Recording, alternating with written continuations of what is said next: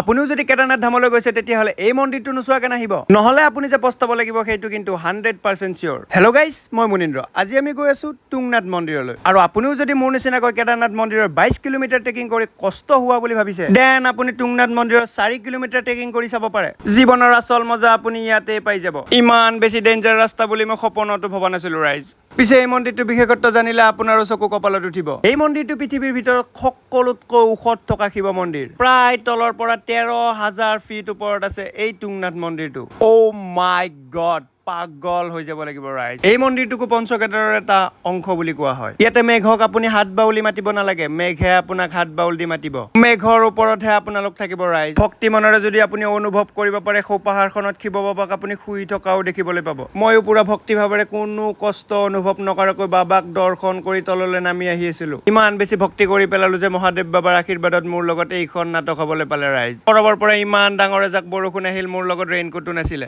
গামোচাখনকে মোৰ খাৰঠি কৰি তললৈ কিবাকে নামি আহিলো ইমান বেছি ভয়ানক পৰিস্থিতি হ'ব বুলি মই কেতিয়াও ভবা নাছিলো বাৰু জানহক আজিলৈ ভিডিঅ'টো ইমানতে সামৰণি মাৰিছো আকৌ লগ পাম আপোনালোকক অন্য এটা ভিডিঅ'ত বাই বাই